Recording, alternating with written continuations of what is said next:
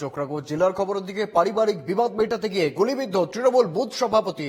ঘটনাটি ঘটেছে মধ্যমগ্রামের রোহন্ডা চণ্ডীগড় গ্রাম পঞ্চায়েতের গোপালপুর এলাকায়। অভিযোগ, এলাকার যুবক রেজাউল প্রায়শই বাবা মার উপর চড়াও হয়ে মারধর করেন এবং সেই ঘটনা মেটাতে অভিযুক্ত রেজাউলের বাড়িতে যান পঞ্চায়েত সদস্য, বুথ সভাপতি সহ অন্যান্য কর্মীরা। অভিযোগ, আচমকাই দোতলার ঘর থেকে বুথ সভাপতি শাহেদুল ইসলামকে লক্ষ্য করে 3 রাউন্ড গুলি ছোড়ে রেজাউল। একটি গুলি শাহেদুল ইসলামের হাতে লাগে, তাকে বারাসাত মেডিকেল কলেজে নিয়ে আসা হয়। পরে তাকে আরজিকর মেডিকেল কলেজে রেফার করা হয়।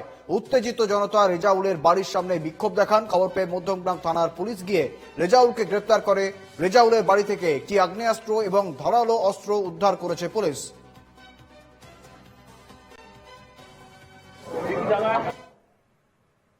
ওনার বাপ মার প্রতি নেপালালিয়ে প্রত্যেকদিন মারতে যেত। তা বাপ মা অভিযোগ জানায় আমাদের কাছে, আমি সভাপতি আর মেম্বারের কাছে অভিযোগ জানাই।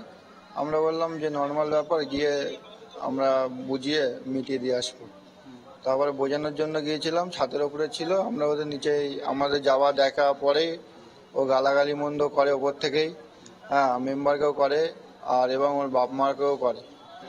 তার মধ্যে ও খুলেই আমরা যখন ওপরে উঠে ওপরে মানে কি যাওয়ার জন্য দরজা খুলছিলাম, নিচে এলাম সমস্যা বল, তারপরে ওপর থেকে বরাবর 3টা গুলি চালায়। 2টো গুলি পাশ দিয়ে বার হয়ে চলে যায়। মেম্বারও থাকে, আমিও থাকি, আমাদের একজন কমিটিরও সদস্যও থাকে। 2টো গুলি পাশ দিয়ে বার হয়ে যায়, একটা হাতে লেগে যায়।